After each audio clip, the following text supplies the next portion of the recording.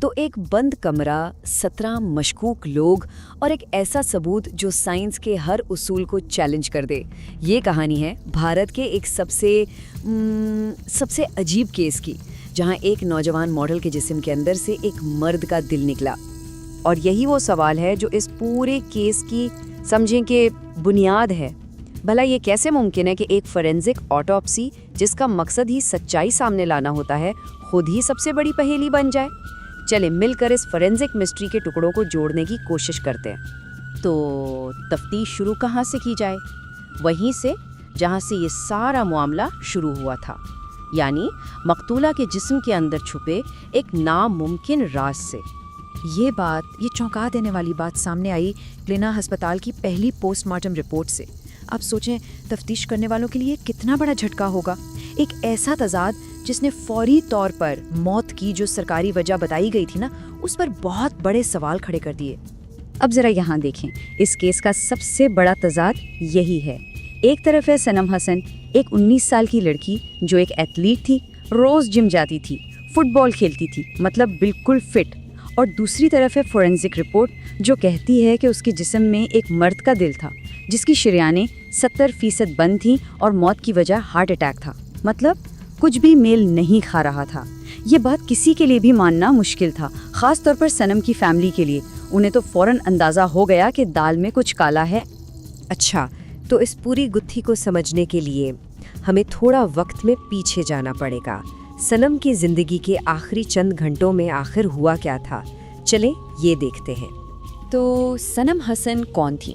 وہ ممبئی کی رہنے والی ایک 19 سال کی لڑکی تھی۔ بڑے خواب تھے، پونے میں فیشن ڈیزائنر بننا چاہتی تھیں، اور جیسا کہ ہم نے بات کی ایک بہت ہی ہیلدی لائف سٹائل تھا ان کا۔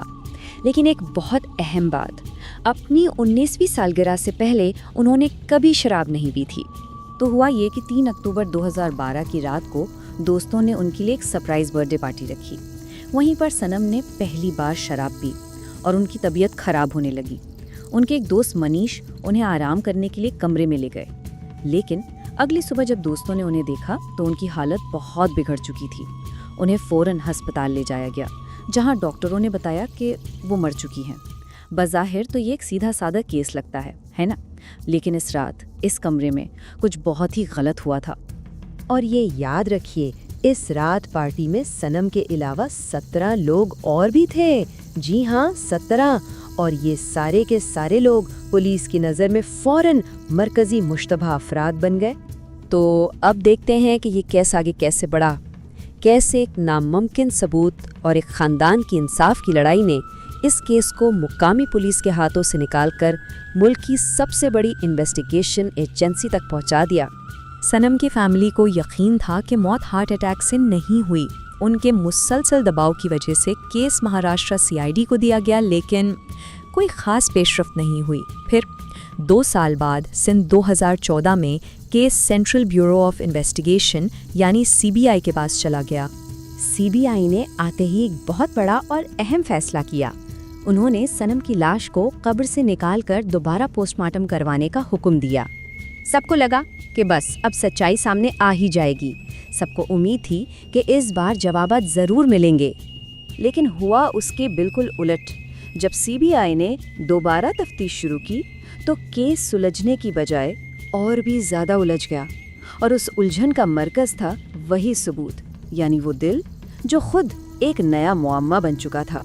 اب ذرا اس ناقابل یقین صورتحال کو دیکھیں۔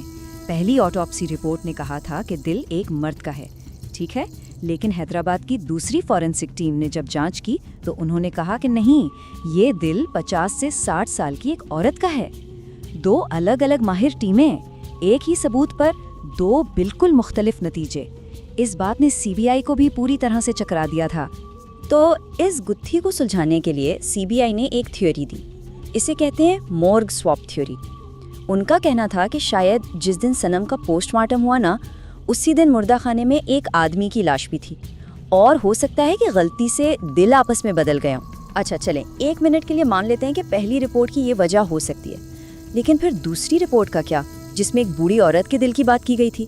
اور سب سے بڑا سوال تو وہیں کا وہیں ہے، اگر یہ دل صنم کا تھا ہی نہیں تو پھر ان کی موت کی اصل وجہ کیا تھی؟ CBI کے پاس اس کا کوئی جواب نہیں تھا۔ اتنی لمبی تفتیش، اتنے متضاد ثبوت، ان سب کے بعد یہ کیس ایک کولڈ کیس کی فائل بن کر کیوں رہ گیا؟ چلیں دیکھتے ہیں کہ آخر اس کا نتیجہ کیا نکلا۔ ہوا یہ کہ بہت گہری تفتیش کے باوجود سی بی آئی کو ایک بھی ایسا ٹھوس ثبوت نہیں ملا جو پارٹی میں موجود ان 17 مہمانوں میں سے کسی کا بھی تعلق صنم کی موت سے ثابت کر سکے۔ مطلب تفتیش کا جو سب سے سیدھا راستہ تھا وہ ایک بند گلی نکلا۔ اور اس طرح یہ کیس اپنے پیچھے بہت سے ایسے سوال چھوڑ گیا جن کا جواب آج تک نہیں ملا۔ صنم حسن کی موت کی اصل وجہ کیا تھی؟ آخر وہ دل تھا کس کا جو ان کے جسم سے ملا؟ کیا میڈیکل رپورٹس کے ساتھ کوئی چھیڑ چھاڑ ہوئی تھی؟ اور سب سے اہم سوال، اس رات اس بند کمرے میں آخر ہوا کیا تھا؟ تو اصل بات کیا ہے؟ جب کسی کیس کا سب سے اہم ثبوت ہی خود ایک پہیلی بن جائے تو کیا انصاف مل پاتا ہے؟ یہی سوال صنم حسن کے کیس کی بنیاد ہے۔ یہ کیس ہمیں فورینزک سائنس کی حدوں کی یاد دلاتا ہے اور سچائی کی اس تلاش کی کہانی ہے جو آج بھی ان کا خاندان کر رہا ہے۔